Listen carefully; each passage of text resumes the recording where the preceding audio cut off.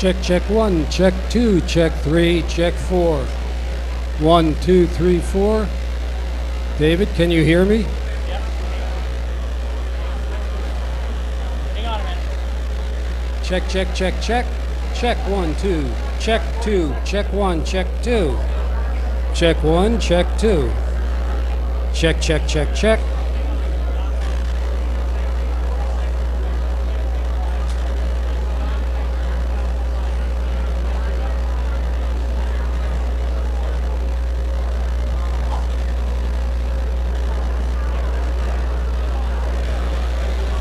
Testing red mic, testing red mic. Testing yellow mic for David.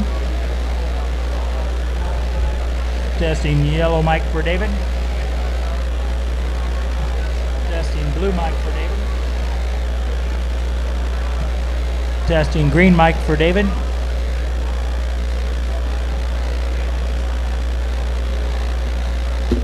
Testing for David. Mic 2 cordless, mic 2 cordless. Can you hear us? Got a 40-second time. We're done talking.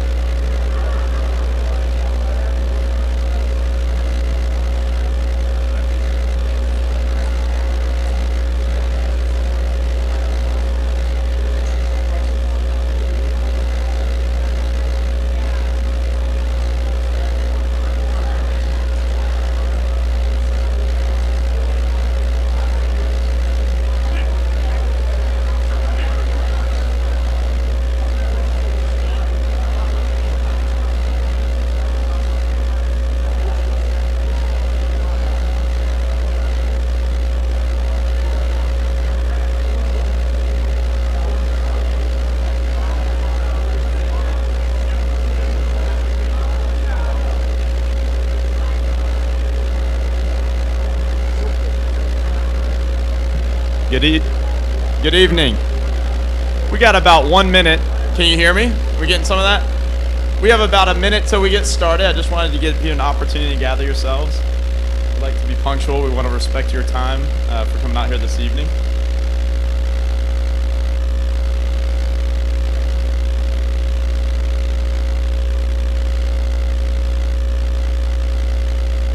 Somebody just told me that we have the opportunity to start tonight's meeting with the Pledge of Allegiance, and as a Navy veteran, that warms my heart. So if we could stand, face the flag. I pledge allegiance to the flag of the United States of America, to the republic which stands one nation under God, indivisible, with liberty and justice for all.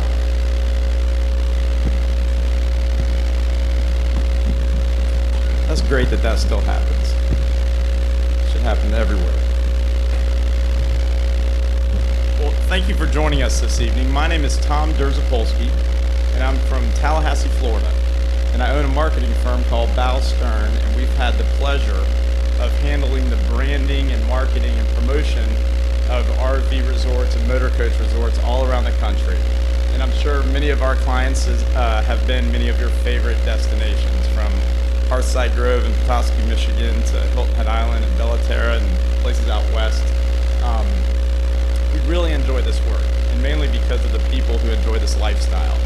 And I want to have a motor coach someday and cruise around the country and explore, but I have a 10-year-old and 7-year-old and Little League Baseball a couple nights a week, so that presents some challenges.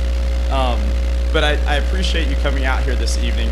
I am not the developer. I am a consultant working with the developer, but I've been in these meetings many times, and I had offered an opportunity to kind of MC and provide some guidance through tonight. And so I appreciate you all allowing us to do that for you.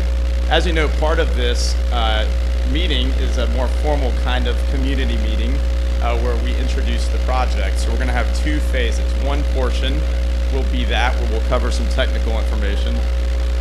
And the second piece of that will be probably what you're really interested in, which is more details on the resort, amenities, site details, things of that nature. And we want to include some time at the end for questions and answers. When Alexis finishes with the more technical portion of the presentation at the beginning, we'll field questions, and then we're going to get more into the details of the resort and go on and do that again. So if you could hold your questions to the end, we want to entertain them all while being respectful of everyone's time and evening. I understand if you're in the back, it might be difficult to see the screen. You will see a website address at the end where some of these images are available. And I can tell you, having worked with many developers over the past 15 years, that this team is impressive because of their openness. A lot of times I've found developers to be holding their cards a little close to their chest. But when they have the answer, they tell me the facts as they are, and when they don't know, they tell me they're working on it and they'll let me know, because I need to know things, right, to promote the property. So I hope that is your experience as well. Before we get started as well, having done this a few times, I understand that there could be rumors that run about over the development period. No. But I tell my employees when we have a new policy or a new initiative at my company, if you want to know what's happening, actually, I'm the only one who can tell you the full truth about it. Otherwise, it's hearsay or it could be off, and you might be making yourself anxious over nothing. So we're going to have an email address and a website, and the development team wants to be available to you so that as the year moves along, if you have a question, the team with the answer is here this evening, and they're going to be here throughout the duration. And so it's always good to get it from the source. So without further delay, I'd like to introduce Alexis, and she'll kind of kick off the first portion of our meeting. Is that okay? Okay. Yes, okay, forgive me. Just a second. She's just so much smarter than these guys, so I thought we'd start with True. They'll admit it. Well, actually, if I had heard from the back that it's difficult to see when you're sitting, so I would actually, just because of the dynamics of this, if you could rise and grab that mic and introduce yourselves. I'm going to make you speak. I know that wasn't part of the plan, but I know it's I'll just be introducing the tops of heads if otherwise. Hello, everybody. My name is John Callis. Hello, everybody. I'm part of the team. I'm one of the administrators and kind of running the organization. We have different skill sets here, so I'll be the admin guy, and Jim will answer all the questions. Great. My name is Jim Hamilton. I'm also part of the development team, L26 Development. My role is going to be sales and marketing of the property. So putting all the materials together, meeting with all the new people or maybe current people that have any interest in going forward. So Jim Hamilton's my name. Thanks. Hello, everybody. You may have met me before. I've been involved with the resort here for about the last year and a half when we started our process that culminated yesterday with when we closed on the purchase of Phase 5. But I am going to be the designated board member from the developer, so you'll see a lot of me probably every week, maybe more often. And also, part of my role in the project is to manage the development of the property. And in that line, I'd also like to introduce and have each of them stand up when I state their names. Other members of our development team, we're very proud of them. They're a great team, all professional and very well regarded in their individual fields. So with that, Neil Montgomery is our environmental and land use attorney. And way in the back there is Michael Moore, who is our general attorney for everything else. John English is our civil engineer, so he's in charge of designing all the roads and utilities and all that sort of thing. Moving on to the left there, we have Jason Hicks and his partner Rich Guzman. They're our architects. So they did the pretty pictures that you'll see a little bit later. We also have our environmental consultant here, and that's Jeremy Sturck from Earth Tech. And Jeremy, by the way, has been doing environmental work on this property since when? 1995? So, I mean, he knows where all the bodies are buried. And lastly, I'd like to introduce Alexis Crespo. She is our lead planner, and she'll be handling all the planning and zoning, and she's going to talk next.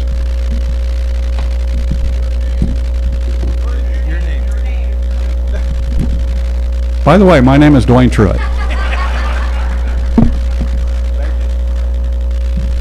Good evening, everyone. Can everybody hear me in the back? All right. Well, thank you for having us. We're excited to be here. It's been really nice talking with you all over the last hour since we've arrived. And it's nice to see happy faces and so much interest in this project. So, as Tom said, I'm kind of doing the boring part of the presentation, but I promise I will be short. I'm here as the land use planner on this project. I work closely with Neil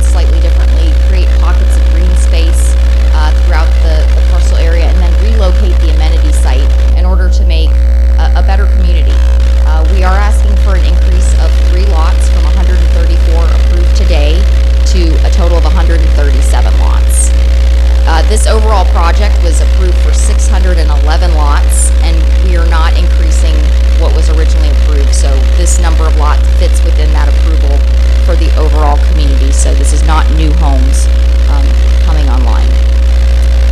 The big change, which we're going to focus on in the next presentation, is relocating the amenity site. It was before just a very small pool area, and we've created a beach club concept at the northern portion of the site. We've obviously located that in the eastern part of the project, so it would be away from folks that have existing homes along Brightwood to avoid any noise impacts to you all. We're proposing to modify the design standards slightly in terms of just setbacks and things like that to make our accessory structures work within the lot sizes that are available. And we are asking to have what is known as a casita accessory structure within this portion of the project, and that would allow for an accessory structure with some living area as well as some cooking facilities internal to that building. So this is a new concept for Lee County. We have met with them. We're going to have to work through this process in order to get that accomplished within this site. And in doing so, we can't do this administratively. When you all changed your zoning in 2019, it was a very short process and there was no public hearings. You just worked with staff and it was done. Because of the changes we're proposing, this is going to go through a public hearing process. So you'll continue to get notified as we work through this with staff and eventually go and see the hearing examiner and the Board of County Commissioners. So kind of to summarize my portion of the presentation, when you put it side by side, what's approved today is on the left-hand side of the screen. This is what we have entitled through both zoning and a construction plan approval. And then this is what we're proposing. It's very similar, again, 3 lots, relocating the amenity site, slightly reshaping the lake. All that preserve area is remaining intact. I mentioned it's under easement, so we're not changing any of the buffers, the open space, the green space within the project. There's no change to access from what is planned today in terms of tying into Brightwood. We'll have those 2 points of access in those locations. So we are just looking for that additional flexibility. We're not making any changes to phase 1 through 4. Certainly that's your property, that's under the control of the HOA, and we're not making any or proposing any changes that would impact you and your lots as well as your amenity features today. So I'm just summarizing the next steps. We have not even submitted our application to Lee County. The team's approach is always to get out early, get input early, so that we can make this a smooth process and again be very transparent with all the information. So we are hoping to submit that application to Lee County shortly after this meeting. When it said they closed on the property just this week, so we're ready to get moving forward. We'll have a staff review time frame, anywhere from 3 to 5 months, where we'll work with staff on our application, our concept plan, and then we'll start our public hearings, which will be a minimum of 2. We'll go to the hearing examiner, and we'll also ultimately go to the Board of County Commissioners asking for their approval. And you will be notified as adjoining property owners in the HOA. So once those dates get confirmed, you'll be aware of them. And certainly we're a ways out from that happening, so we have no dates at this time for those hearings. And with that, I'm going to turn it back over to Tom. And thank you very much for your attention.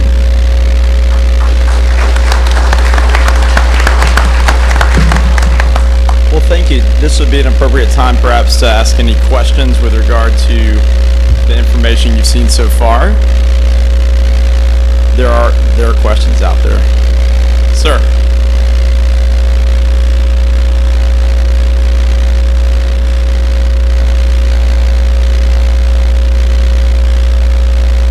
We're going to drive it right through your site. No. I think they thought about that. That's one of mine. Yeah, hopefully you won't mind that we have to do that. But no, actually, part of what we're working on right now, we have to get approvals from the county to do what we want. But there's another approval process we also have to go through, which is with Florida Power and Light. And the reason being is what we're proposing to Florida Power and Light is that they grant us construction access through their easement. So if that is successful, and we think it probably will be, then the construction traffic would basically come in along Luckett Road, down Holstein, over Angus, and connect with the FPL easement, and then come all the way north. So it wouldn't have to go through the resort at all.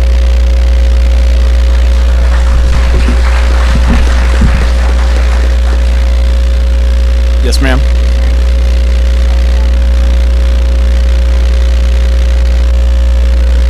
Are there any changes to the setback requirements that you currently have to Phase 5? We are proposing to modify to a 0 lot line. We're not going to decrease the separation between structures, but we are looking to lay out the accessory structures and the RVs a little bit differently than is in the current phases. So we will be asking for a 0 lot line setback. Can we explain that? Hearing some questions. How does that impact? You want to go back?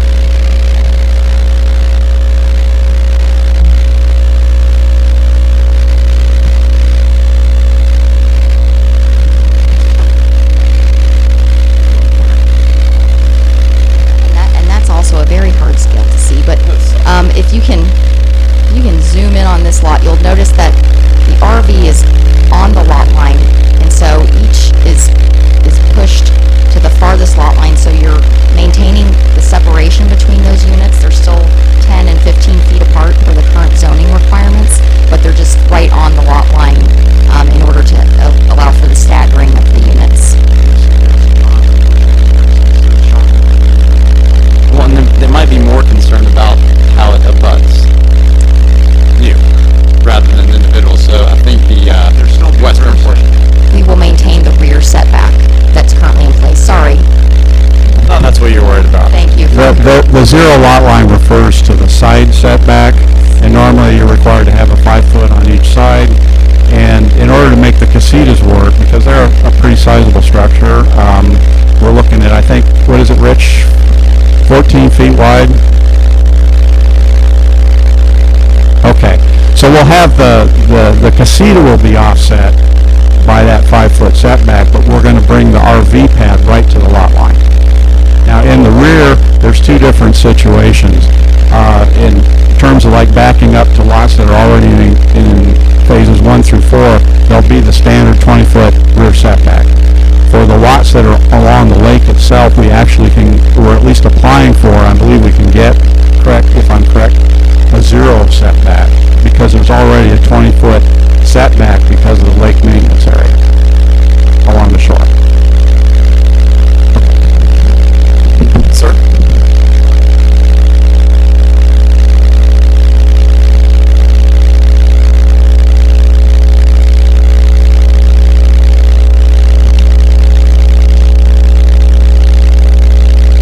The question is with regard to water pressure. Evidently everybody takes a shower at the same time, and that creates a problem, but how can we...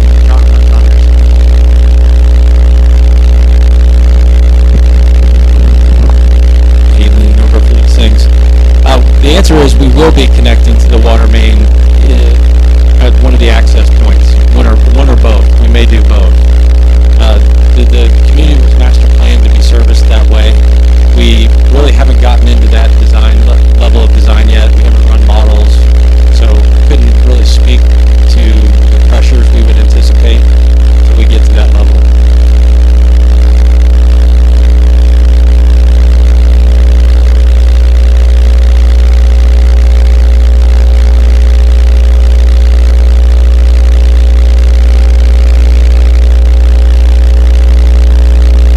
Yes, that's my answer. I hadn't heard the story about connecting different types.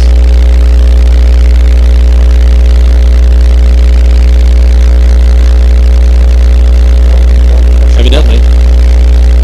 Well, when we go into design, what we're going to be required to do is we have to get permits from the utility company. We will have to have flow tests done in the existing lines, and then we'll have to run models to demonstrate we have sufficient pressures. So I really can't fully answer that question until we get into that level of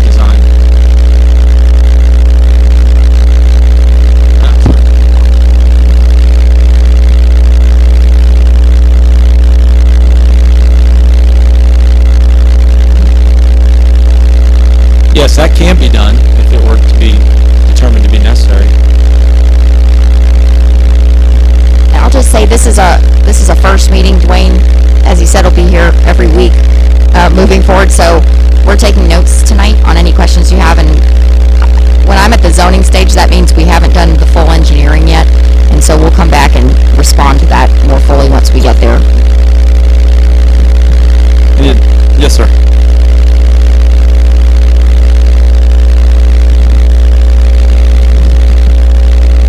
That back up directly to your property. Will there be a buffer zone between our property and your property?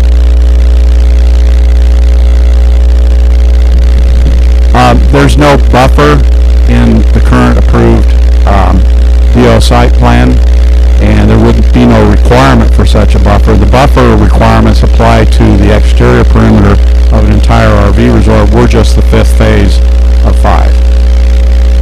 So the answer is no. No, there's no buffer area, but I mean the lots will be separated just like they are anywhere else inside of Cypress Woods, and we're really part of one integrated development. More questions? Okay, sir.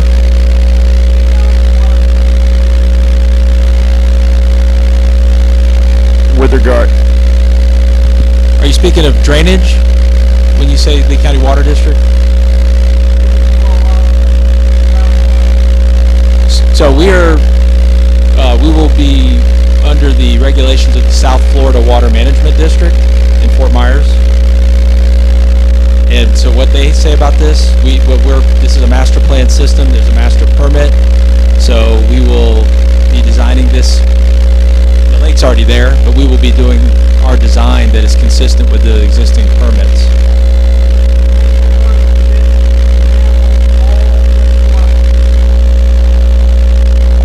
All our runoff from storm events, and that's regulated by the Water Management District criteria, will be conveyed into the lake, and it will be interconnected into the rest of the lake system, which then ultimately will discharge off-site.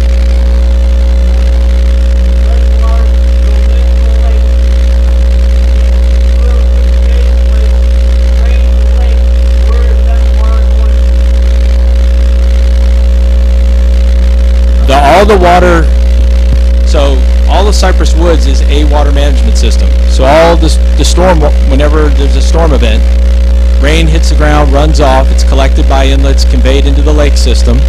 The lake systems are interconnected, and ultimately in the northwest corner, there's a structure, we call it a control structure, that holds back a certain amount of water, but then once water levels get to a certain height, it allows it to leave, and then it will leave and go north. That's the way the system operates. So we're developing in a master plan system.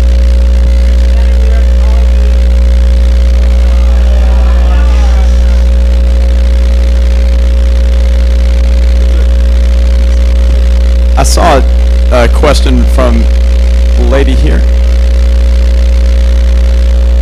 Oh, gotcha. Okay, sir.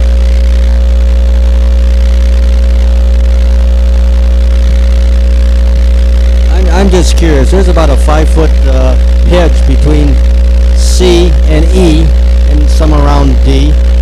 You plan on taking that hedge down because there's no buffer zone between it? That's what the other gentleman was asking about also. Right between C and E. Oops. Right Sorry. That's my fault. There's a hedge all the way around separating it, and you plan on taking that down? I'm just curious.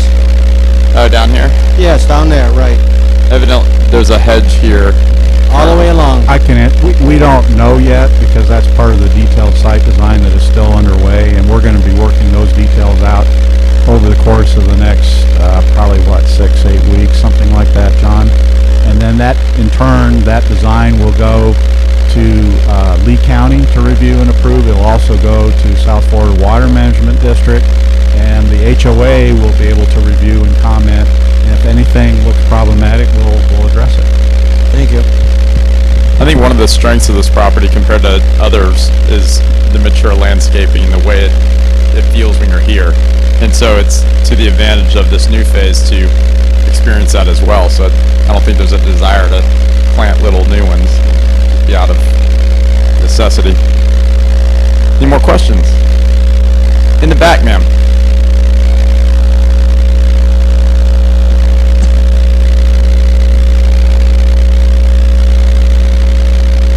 Thank you for being here. It's been a long-standing concern of the owners of Cypress Woods to learn if your amenity area for Laguna Creek includes a community center like this and more parking, because all of our big events sell out and a lot of people can't get in because of limitation of legal limitations.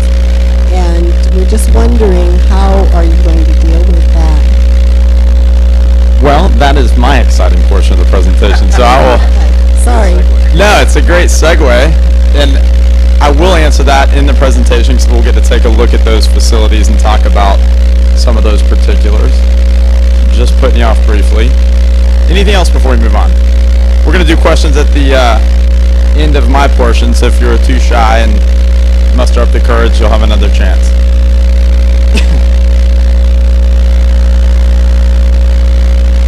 All right, well, we sort of did intros at the beginning, but in case you were at the back and couldn't hear, these are the gentlemen who are in charge, John, Dwayne, and Jim, and they're the team that's responsible in developing the project. I am the three amigos. The three amigos. Yeah. I wanted to talk to you about some of my observations, having had the pleasure of doing this, many times. There's resorts all around the country who came out of the ground in phases 1, 2, 3, and 4 and stalled out. They didn't quite finish. The worst case scenario is they never saw their amenities, and I'm sure that you've heard of those nightmares. You have a beautiful property that's very successful with great culture and amenities, but you do have this final phase out there. And we believe, and the developers obviously believe, that there is an opportunity here to energize that property, bring in some new folks to the community, and in particular, the reason that it's going to be a motor coach environment for Class A's is demand. You know what occupancy rates are around the country, in particular in Florida in the winter. And so there is a demand in the marketplace for this product. And if you're in business, you try to produce a product that people want to buy. And so that drives much of those decisions. With regard to an existing community that's seeing an addition or development basically attached to it, we've seen this a few times in Mountain Falls and also again in Traverse Bay up in Michigan. And what we observe is that new phase had some modifications in almost every case, much like this one does. The sites were a little different. Some had now casitas, maybe sometimes they were bigger, maybe the offsets were different, and there was always anxiety at the beginning that that would be cooler than what you had, or what would that do to us. And our observation is that rising tides float all boats. So when the appeal to this community expands and has something additional to offer, and you see lot prices increase, when you see those types of dynamics at play, this is not a bad thing for current owners. You are very happy here. You chose to buy your site and come together with friends and enjoy this lifestyle. And so we don't want to disrupt what you're doing in any way. We want to enhance it and add and bring additional friends to this community to experience this RV lifestyle. The vision for the developers is they want to deliver a Class A motor coach resort destination. They want to be known as one of the top 5 in the country. They want this community and that development to be on that list of places that people have got to at least visit once and that want to buy in.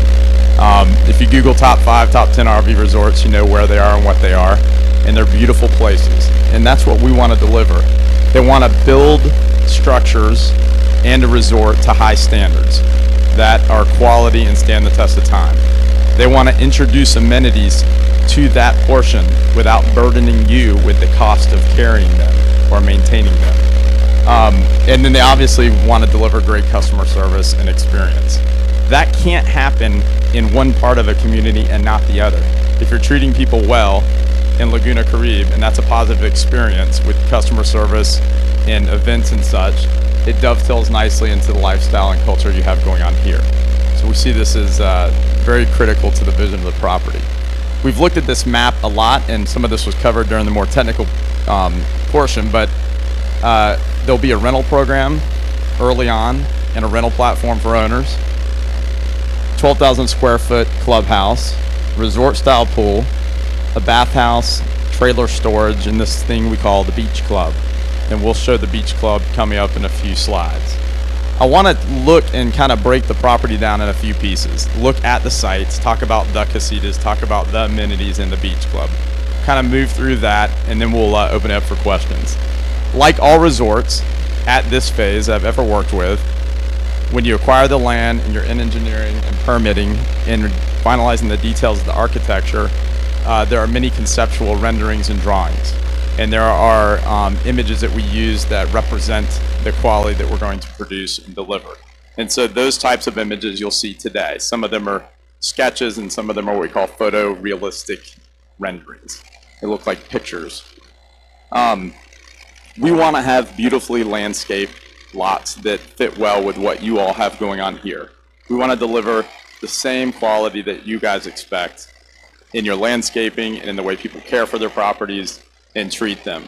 Lot details, we're looking at 46 by 90 minimum. When it comes to the sites and the pavers, 20 by 70 pavers, 200 amp service, sewer and water, cable TV hookups, landscaping that's maintained by the HOA, and beach club membership for this portion of the community that we'll get into here in a second. When we look at lot options, what you buy a site, what can you do with it there? We want you to have the ability to build out a casita. That casita is for you to decide how you wish to use. At Hearthside Grove, I've seen people take those beautiful casitas and turn the whole beautiful thing into a golf cart parking spot. It blows your mind because they're so cool looking. And I've seen people turn them into theaters. I've seen people turn them into hobby rooms where they do their craft. For music or art. It is your extended space beyond the coach to do with what you wish. They will have an outdoor cooking area, like you see around pools and such. So you can move some of that cooking out of the coach and into this casita environment. And it's really up to you to decide how you want to utilize that extra option. Fire pits, tiki huts, built-in spas, motor coach sales, of course the outdoor kitchens, gazebos, hardscaping, lighting, all the upgrades that you know are available today on the site, we want to make sure are available to owners in this portion as well. When it comes to the casitas, we kind of want to embrace the Florida lifestyle and that kind of Caribbean, Florida Keys feel. So when you think about what will this look like, if you've been to the Keys and the Caribbean, we want to have those kind of colors, those kind of roof lines. Obviously, the opportunity to bring in as much natural light to the space. I mean, you are in the Sunshine State during the winter for a reason. And so we want to make sure that it fits within the environment here of South Florida. Here's an image by an interior designer that reflects kind of how we'd like to see potentially the inside of these spaces. You see the wood ceilings, a lot of natural light, beautiful floors. You may choose to turn yours into a living room or some sort of extended living space. The option really is yours. They'll be about 400 to 600 square foot, have a great room, the opportunity for a bathroom and shower, Key West Caribbean design, and golf cart parking, as I mentioned. This is still, again, on the casita portion. This is a rendering of the clubhouse by the pool, or what we call the beach club. Again, it's in line with the architecture found at the casitas and throughout this portion of the property. And I think this is going to be a really exciting, part of it. Bird's eye view, and I'll do a bit of a job driving around. Enough parking for golf carts, and I'll have to leave it up to somebody's asked me how many spots, so I'll have to get that answer in a second. Bocce ball, Also, I'm going to go through the amenity list here in a second. Beautiful resort style pool, a lot of entertainment space, 12,000 square foot clubhouse, kind of perched out here on the lake. Correction, that's, So, the 12,000 is this clubhouse. Up to- Our additional clubhouse will be 6,000. 6,000, excuse me, I'm getting tongue-tied. So we have this amenity package, and if you remember in the first portion of the presentation, it's kind of up in that, we'll call it the northeast corner of the picture there of the property. At the beach club, full-service restaurant and bar, bocce ball courts, pickleball, putting green, bathhouse, fire pits, and a dog park, which is fantastic. I can't believe you don't have a dog park. This is true? And let me add, the dog park is really not part of the beach club. It'll be open to everybody. And Oh, yeah, it's a little low. can you hear me now? There you go. Okay. We're developing it as part of our beach club, but it'll be open to everybody in Cypress Woods. Yeah, this is, I have a 7-month Boykin Spaniel that's probably crazy, but you gotta have a dog park, so I think this is a fantastic addition for everybody. When it comes back in, a little bit more detail, exercise and nature trails, trailer storage, conference and business center, and generous parking for golf carts. There's plenty of room up there. Beach club membership. All 137 owners will be in the beach club. Cypress Woods owners can join this amenity feature out there. And there'll probably be around 300 memberships planned in that amenity. Part of this is a responsibility of the building not to set that cost on top of everyone. Some of you will care nothing about this. You care very much about your dues and the impact this has on your world. So it's a responsible move not to do that to all the existing owners and say, hey, by the way, you have this gem to take care of over the next 50 years.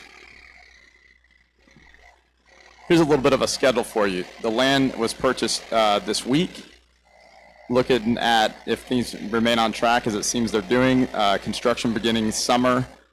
Initial release of sites, this is they're obviously not available, but this is the first offering of sites for purchase. Will begin in a few short weeks. Nationwide sales effort will kick off at, we have March 1st, but it's sometime in early March.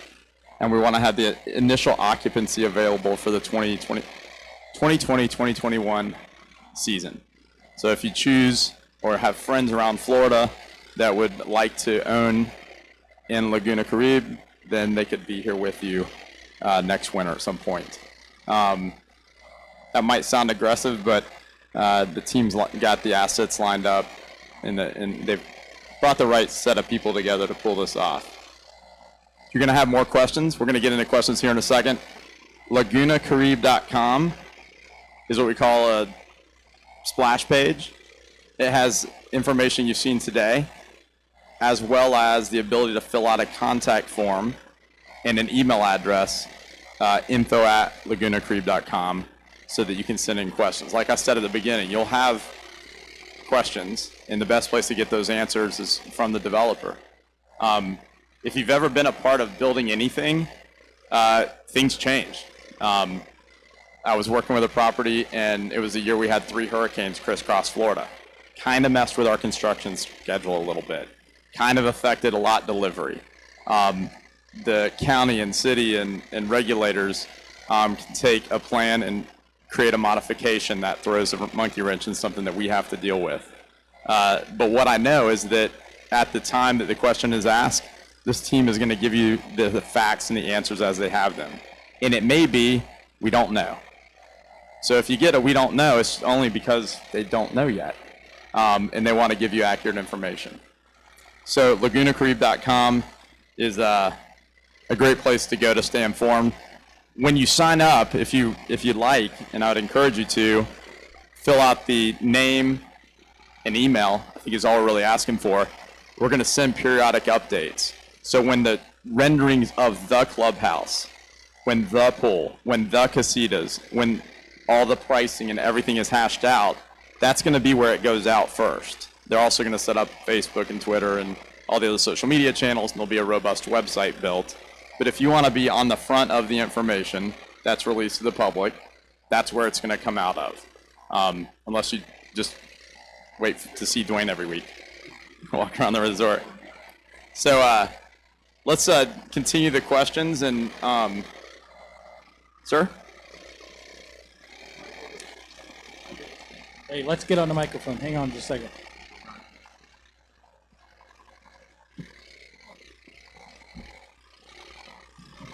My biggest concern is on your screen up there, you talk about a conference center and a business center.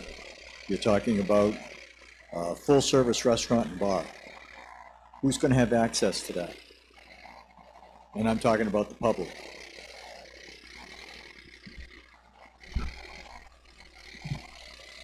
Do you mean people driving through the property to eat at that restaurant? People coming in, Yeah, it's to go to the restaurant or go to the conference center, whatever. Sure. No, the beach club is not going to be open to the public. It's going to be open to the members, the people that choose to join, the people that buy in Laguna Creek. You know, the business center and we're trying to fit what we can here for everything everybody needs while they're here. So we just want to make that, you know, a new amenity for people that's upgraded, but not for the public to come in. You know, and frankly, you know, this has happened in a few places in Florida where they're doing, you know, food and beverage service. We don't know how that's going to go. We don't know how that's going to be used. So, you know, we're going to be very flexible with that. You know, maybe it's Fridays and Saturdays. Maybe it's, you know, Wednesday through Sunday in season. You know, it's a lot of that stuff we're going to have to work out as we go. But it's going to be for the members only and their guests. Obviously. Guaranteed, no public. We are not opening it up for the public. In conference center, I tend to think of when I stay at a hotel and they have the business center down there, printer and, you know, some space and conference Like a room. conference room, a boardroom or whatever. But it could mean like Orange County. No, we're Conference not Center. doing that. We're not having, no. Now our members will have limited guest privileges, so what I really suggest you do is get really friendly with our new owners, and, you know, then you can come and join us.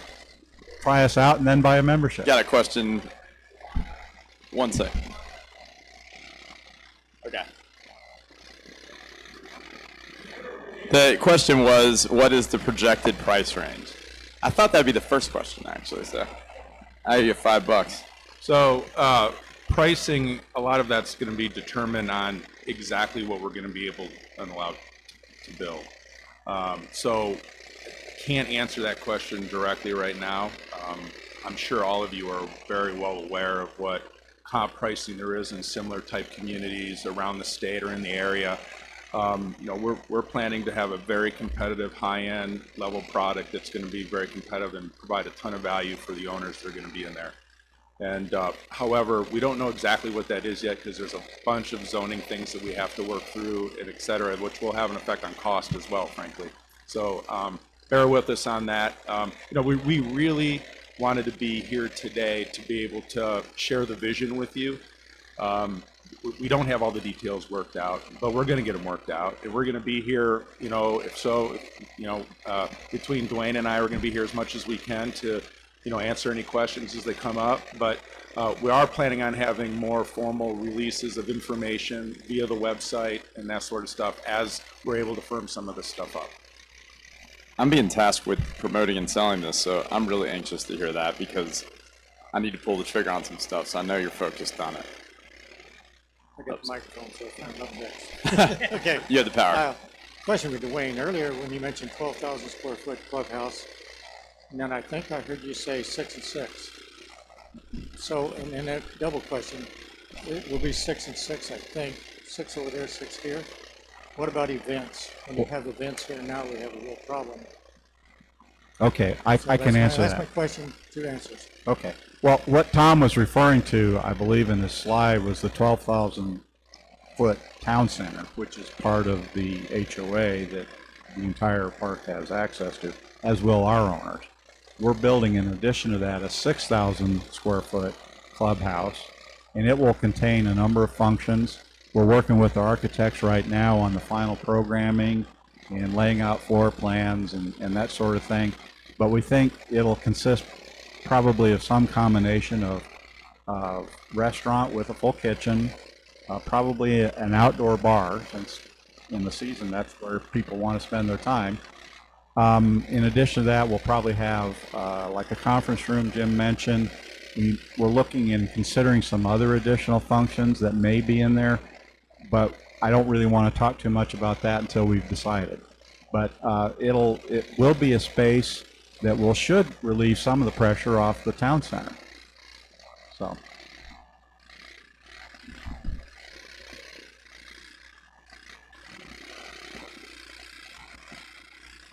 What are your plans as far as upgrading the access roads? Because now we're talking about another 137,000, 40,000 plus weight motorhomes going over these roads.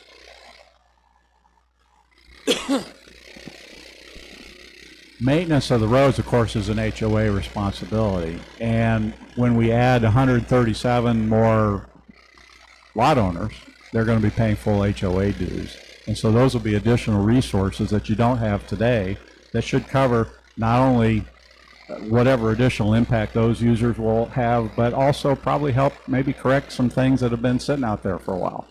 So we think it's only a plus that you're going to have that much more financial resource to support the entire community. You had mentioned the trailer storage. Are you talking the existing Cypress Woods trailer storage, or will you have additional? We plan to have some additional beyond what you have now. We understand, we've heard from a lot of people that there's a long, waiting list to get into the trailer storage. So we want to build as much as we can and make it available. But we have one constraint, actually two constraints. One, we have to get permission from Florida Power and Light because it would go in their easement area. And then the second thing, and Jeremy's here tonight from Earth Tech, and he's dealing with the environmental stuff, but he can tell you there are some wetlands that cover a good part of that FPL easement area, and we won't be allowed, to impact those. And so that may limit how much additional parking we can put in. When you say we are going to be here, where is here? Where is your office and your main operation going to be during construction? Okay. First of all, we as the developer, L26 Development, we are renting an office inside the Welcome Center. That's part of our agreement that we negotiated with the HOA about a year ago. And we're actually taking steps now. We're going to get some furniture in there and clean it up a little bit, get the phone system set up and all that sort of thing. So that'll be one office. We may need an additional office down the road once we have our sales staff, and we'll probably have full-time salespeople here at some point. We're not sure when. And then thirdly, of course, we also have the construction contractor will have a construction office out here. So any construction-related issues, you can communicate with the contractor there. I have a couple of questions. One of your slides said that the new sites would have landscaping that would be taken care of by the HOA. Are the people in these sections going to pay different HOA fees than the rest of us do? How's that going to be handled? And then I have another question. The question was with regard to land. One of the slides said landscaping taken care of by the HOA. So what does that mean? Do they pay a separate? Well, what the owners in Section E will pay exactly the same HOA dues that every other owner in the resort pays, and will receive exactly the same services. To the extent that we might want to add to some of those services, which we may or may not do, but I mean, we're going through that evaluation process now, that would be something that might be covered under a separate either assessment or beach club dues or something like that. But they will get no more and pay no more or less than anybody else. Okay, one more. You say you've done this before. How do you avoid the us-them attitude that might develop in this? What's funny is a lot of us are going to become them. So there's a natural migration of people. What we see is this mobility happens within a resort, right? Some of you are going to be very interested in this. You're just waiting for the release and you're in. And we're going to get new blood into that site. A site you've had your eye on for years is going to move. So we see this mobility within the resort where it really is one. Y'all will likely be some of the first owners in that section. And, you know, whether it's Travis Bay or, you know, has anybody been up to Mountain Falls? Do you like that drive? It's pretty, but I understand the white knuckle comment now. That's treacherous. But even in that situation where they're perched up on top of the mountain and down below, you know, at the end of the day, RVers stick together and hang out. I'm a boater. I choose to sail, so I have a sailboat, and next to me is a beautiful motorboat. But we share the love of water and hanging out with our boats like you all do, your love of this lifestyle and hanging out. So there's going to be a lot of flow. One thing that will prevent that sense of us and them is there's no gate.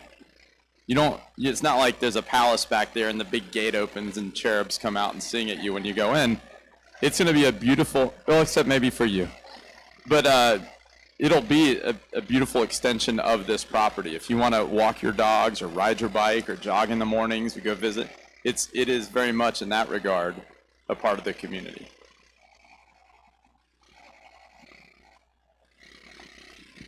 Dwayne, when you say you have plans to put a construction office, do you mean a construction trailer on site in Phase 5? Yeah, contractor normally handles that as part of their, mobilization of equipment and resources. So yeah, there'll be a construction trailer.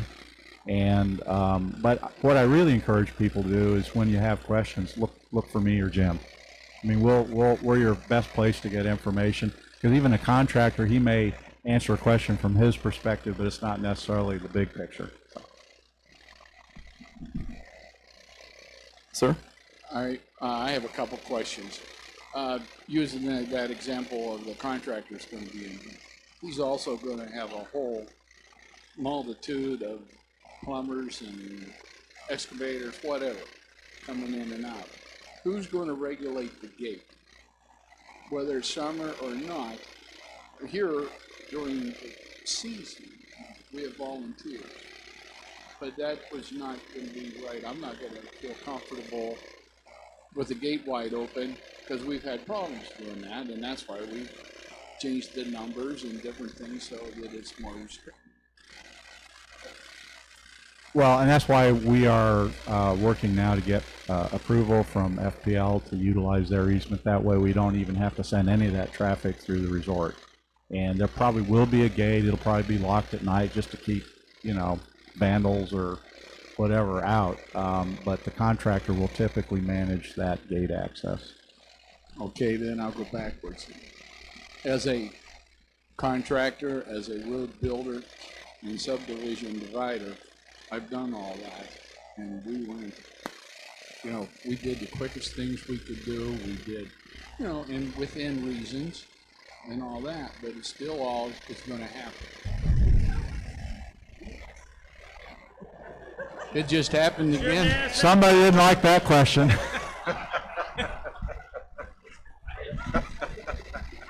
I think that was God's approval.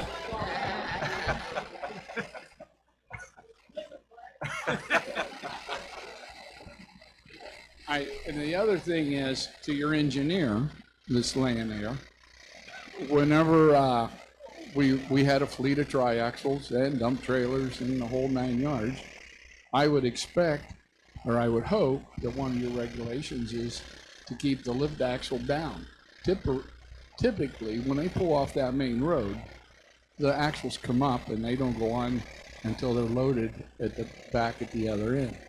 Whereas that's the weight distribution, which maintains your roads and equalizes the weight on your roadways. And as a contractor, what have you, we always had a bond or some way of, if we were using a municipality side streets or whatever, why we usually had to put a bond on that road and do a video of the road before and then after. That way, there's no thumb pointing, it's there. And those are a couple suggestions that I think should be checked on, and especially the traffic through the gate and the lift axles of those trucks, because that's a typical truck driver.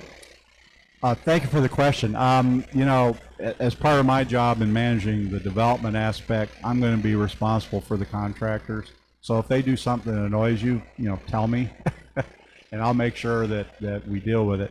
But part of how I manage that process is through the contracting process. We'll establish what they call general conditions, which are the rules that the contractors have to obey, and that's things like working hours, because we don't want them out there at 10 o'clock at night. Keeping people from their sleep, making excessive noise, leaving trash out that might cause a fire hazard, so on and so forth. So there's a lot of those rules, and we'll enforce them. And if somebody, in their opinion, thinks that we're not doing it right, let me know, and we'll get it taken care of. Yeah, I think we need to go to the back.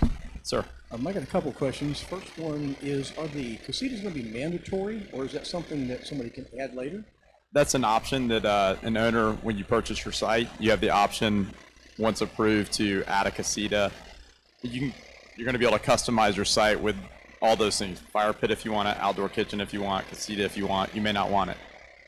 And then the other question is on the beach club. I know you said that anybody in current Cypress would have to pay to join that. Does that mean that the new people in that addition are going to have to pay to join this? Well, they're going to pay HOA dues like all of you, and I don't know of any other club membership here. So they're going to contribute to the operation of this entire property as owners, just like all of you. Separate from that, they're going to be, through their purchase, involved with the beach club. But that opportunity is also extended to others if you wish to participate. But that burden is not placed on this resort. That's one of the number one things we hear when a new amenity gets put in with an addition is, what's it going to do to my HOA fees? What's it going to cost me? I'm happy. I like this clubhouse. I like that pool, wherever it is. And so we don't want to place that burden on all the owners. Ma'am? Oh, I'm sorry. I'm not in charge. Further on the fairness issue, it still is a little muddy. We all pay the same HOA fees, and yet the beach club members get their membership as part of their ownership purchase, and yet we can enjoy it if we buy in. Is that correct? And yet we all pay the same HOA fees? You want to address that, Dwayne? I mean, I understand the answer. I just want to make sure. I mean, the question I have to make sure. So when you become an owner in Laguna Carib, you will become a member of the new beach club. There will be additional fees associated with becoming a member of that beach club. You will also be a member of this HOA, so you will also be subject to paying those fees. So there's, in effect, two sets of fees to live in there. But those are the HOA fees are mandatory because that's the way the development is set up. That everybody has to pay the same HOA fees. We're offering this new amenity as a way for people to have the choice whether they want to be a part of the new amenity going forward. So they will be paying more. The people that are members of the club, even if you're part of phases 1 through 4. But you will be paying more fees, whether it's monthly or quarterly, however it ultimately gets set up. Whether it's going to be every owner in Laguna Carib will be a member of the beach club as a part of their lot ownership. So, in effect, they're going to pay for it in their lot price, if you will. Whatever the membership fee is. It's just a simplicity, just to make it simple for everybody. We don't have any idea what those costs are yet because we're still designing exactly what it's going to be. Obviously, we don't want those costs to be too high. We want it to be open to everybody, and everybody looks at the price and says, "Wow, this is a great amenity. I want to be a part of this." That's the whole idea. But until we can finalize the plans and determine exactly, the scope of the entire amenity, we can't give any prices yet or costs or monthly fees or anything. But we hope to be, announcing that when we do our pre-construction release, sometime this spring. You're promoting Laguna as a Class A motor coach place. Does that mean that fifth wheels will not be allowed? Will houses be allowed? what are the restrictions? Do they come under the same restrictions that we in A, B, C, and D have? Okay, that's a good question. Essentially, our plan right now, which is subject to, modification as we go through the process, but our plan right now is motor coaches only in Section E, which means what does that consist of? Well, that consists of Class A motorhomes and probably will include Super Cs, which are pretty much the same size and value as typical Class A motorhomes. So no, we would not allow fifth wheels or travel trailers. We're not zoned for mobile homes.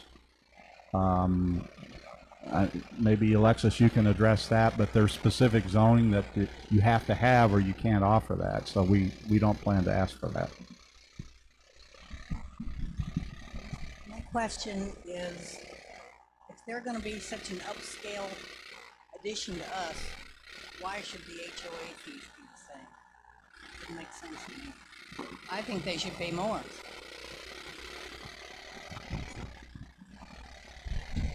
HOA fees, and I'm the newest member of the board, at least until next week, and then I guess we're going to have another one added to the board. So, I may not be the world's greatest expert on the doings of the board so far, but at least from what I've learned, basically the HOA fees cover the cost to maintain the community. It's a cost-based thing, not a value-based thing. So if somebody has a fifth wheel or they have, a Prevost, the cost is still the same to provide a space and utilities and roads and so forth. And it would be the same thing with our section. Yes, I have a question for you. As a developer in a newly formed LLC for that particular development, just curious what your corporation has behind them as far as financial resources to see this project from start to finish, that it doesn't stop halfway in between.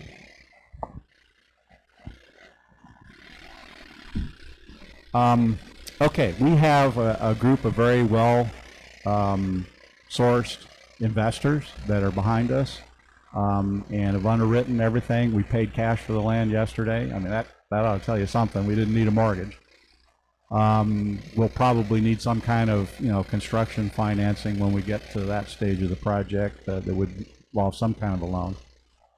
But in addition to that, because our plan is to start offering contracts for purchase of lots before they're actually delivered, the county, as a matter of law and regulation, requires that we post a completion bond that's equal to the full estimated cost of building everything that has to be built plus 10% more. And everybody that develops in Lee County has to do the same thing. So we'll also have to do that.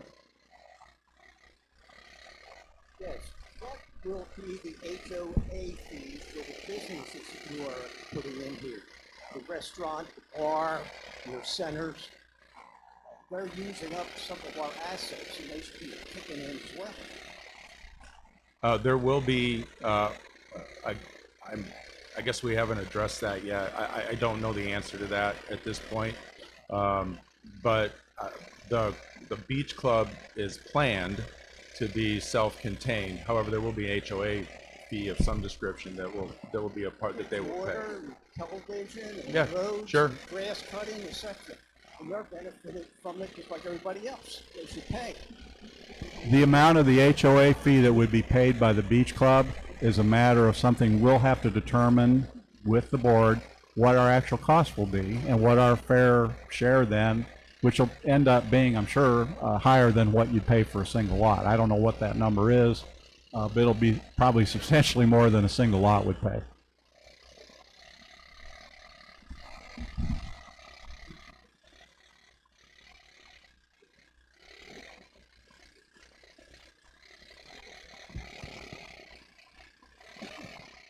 First of all, I'd like to thank you for being here. Being a new owner, I'm still learning what's going on.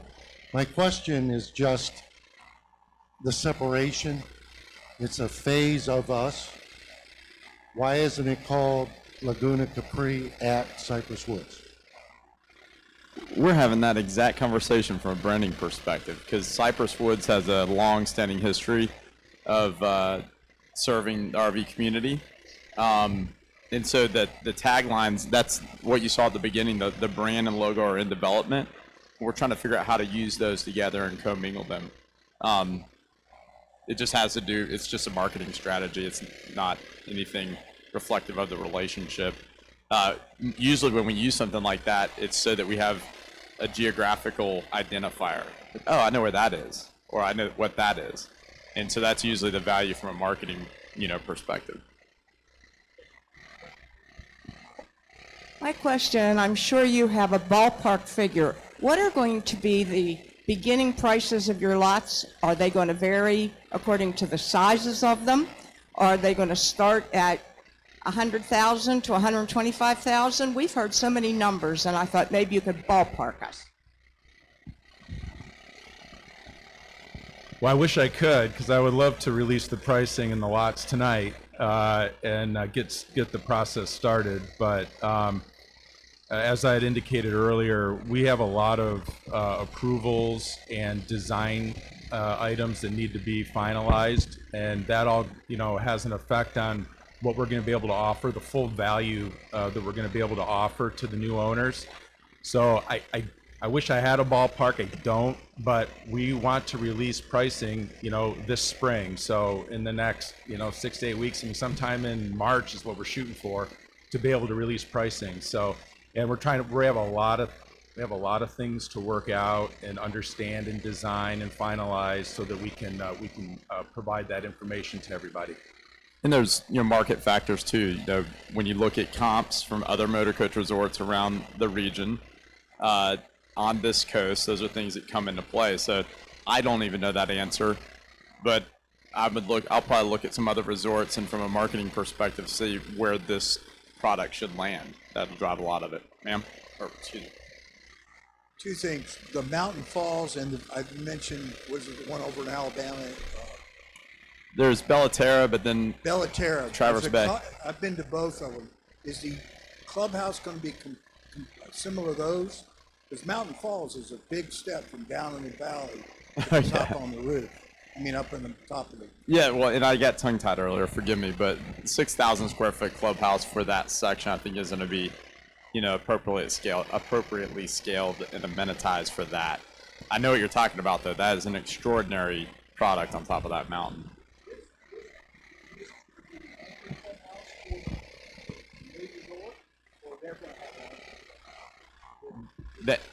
The community center here is the anchor for this community, and they will be full paying HOA members like you, who will have access to the community just like you do. It's an extension of just as you have access to. One more quick, and this is, I'm in the construction business as well. I'm sorry, I'm in the construction business. Well, one of the problems you have with the trades that work in it, are we going to limit the access through the gates during the day to make sure? No, I'm talking about the gates between, not for the construction. I'm talking about to keep them from just riding around on their buggies or whatever. I don't think Dwayne wants to see that any more than you guys do. So I would expect a high level of discipline as far as keeping the workers on site doing their job. I have a couple. One is you talked about RV sales. I want to know what that looks like. Sites. Sales. Oh, yeah. Sorry. Well, as a sailor, I should have understood what you're talking about. Those shading, they're usually stretched out over a patio or something to shade triangular type things. They're very popular in Florida because you can bring them down during a hurricane. They're sometimes used to cover coaches, sometimes used to cover patios, those types of structures. Okay, so you're not bringing RVs in here to sail? No. Yeah, La Mesa's going to... Okay. No, that would be very interesting. We're going to have a regatta every Friday night at the lake, okay? And the second one had to do with the fire pits. Currently, we don't allow wood-burning fires, so those are going to be propane. Where's that smoke going to go? Oh, just that. I'm told that they are allowed. We'll certainly want to comply with the rules of the resort. There may be a few cases where we might need some special rules just for Section E, but I think generally, the rules are the rules, and we'll follow them like anybody else.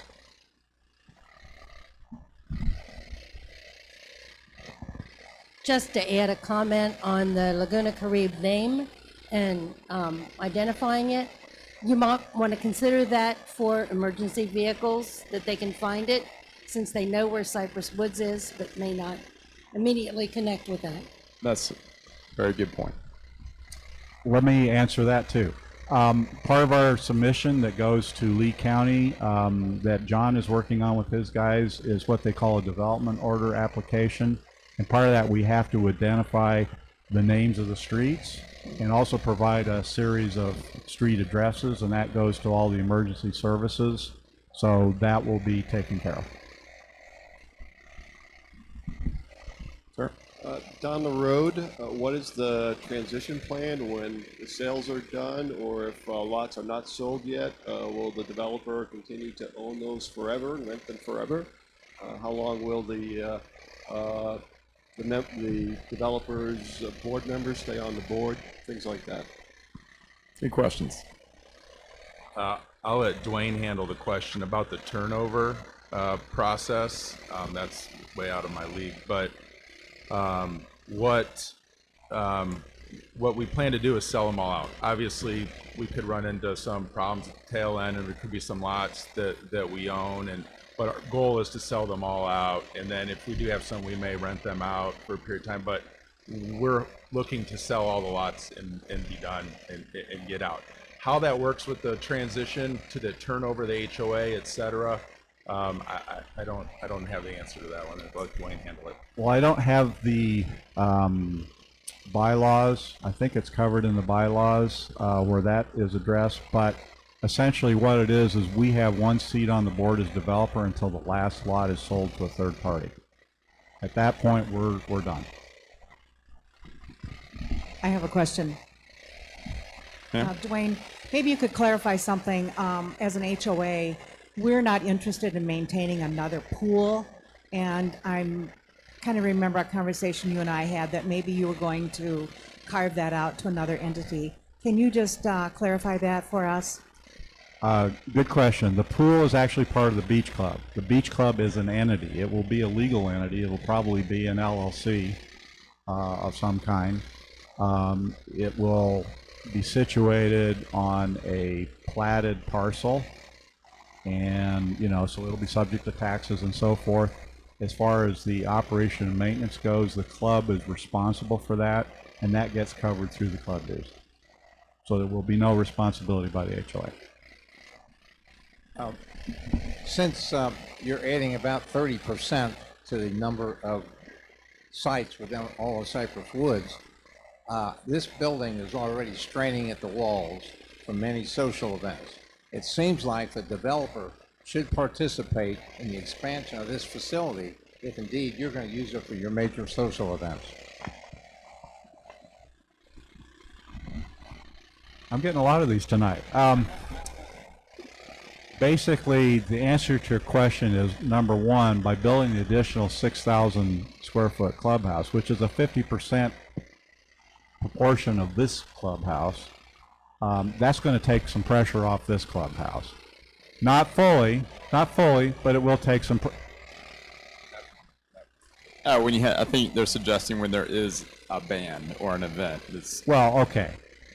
But if there's a big event that covers the entire HOA community, yes, there will be times when our 137 lot owners will add to the crowd. Now, the HOA, that's the HOA's decision as to what to do about that.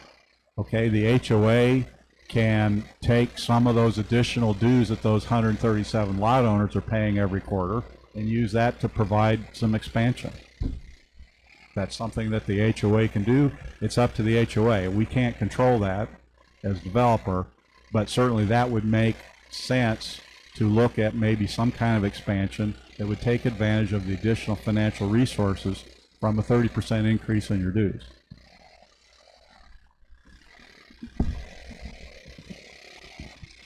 Yes. Yeah, okay. I have a question regarding mail service. Right now, it's a drop delivery to our office, and it's a headache. We don't get our mail all the time. And with more Amazon ordering, it's really confusing. You're not getting packages. How do you plan on doing the mail service over there? And could we tie in to get direct delivery to our houses? I don't know, but I can tell you from Hilton Head Island to Bella Terre, this is an issue everywhere because they built these front offices that barely could handle letters at the volume that they come, and with no one knew Amazon was coming. And my wife has boxes showing up every day, and so I don't know what you do with it. But however, somebody does.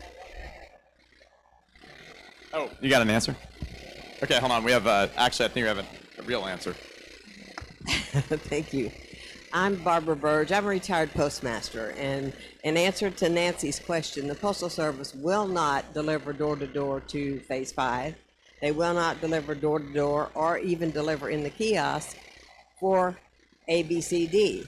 They set up the mail service back when the first developer began Cypress Woods. At that time, they had, with the county, with the developer, they had to decide on the type of mail delivery. We have what we call a drop shipment here. It is a business drop shipment as far as the Postal Service guidelines are concerned. Once they deliver the mail from the post office to us, it is our responsibility to get it to the resort. And if someone moves out of here, they won't even accept a change of address at the post office to individually move your mail from Phase E or ABCD. It's set up like that, and they will not change it. Everybody. Barb, I have checked with the post office. There is a way to change it. It requires some work, but it can be done. I don't think this is a place to talk about this. But I want to say something, Dwayne, that was going to be my question, and not really a question, but to be sure that you all are aware when you're talking about the individual addresses for emergencies. We too have in Phase 1 through 4 emergency addresses with our street names, and that's all we can use it for, because the Postal Service will not recognize anything except 5551 Luckett Road, C58, which is my number, and your new section will be E1, E2, E3 for their mailing address. Just kind of keep that in mind. I have a question concerning the construction. All the construction in E will that conform to the hurricane code, windows, roof, etc. Could you repeat the question, please? Will things be built to hurricane code, I think was the question. Affirmative. Yeah, you can't get a building permit in the county unless you submit plans that are appropriately certified to meet all required Florida building code standards, which includes windstorm and other factors. I know we're losing some people because the evening is getting along and there might be something more interesting to do at this point. But if we want to go ahead and field questions, but if we also would like you to feel comfortable emailing info@Laguna Crebe. Dwayne is here weekly. We don't have all the answers that you saw this evening, but I think what we want to do is come before you frequently and be available to answer those. But let's continue for a bit. This is my first experience with HOA fees, and I've been at this for about 2 months now.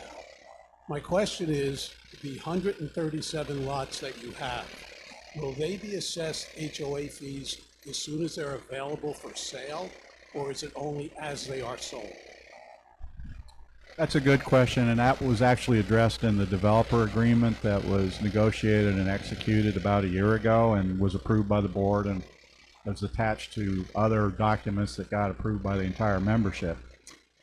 Basically, I might misquote what it is, but I think basically it comes down to until we sell it to a third party, we as a developer do not owe HOA fees. If we rent the lots out such that they're actually using services, then we are required by that agreement to reimburse the HOA for whatever that cost might be.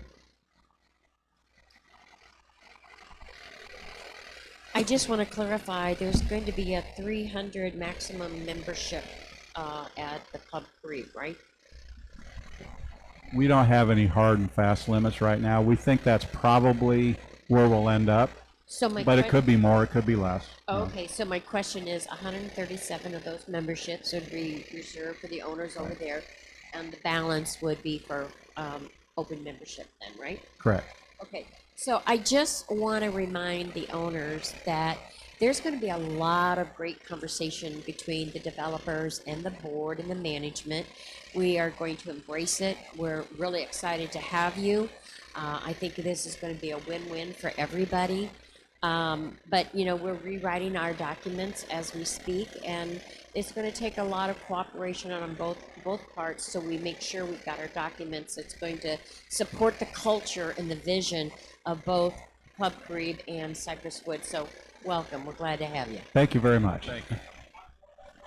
Yeah.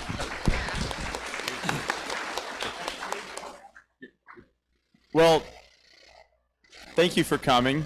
You love this community. You want to see things done well. I think that's what we're hearing tonight.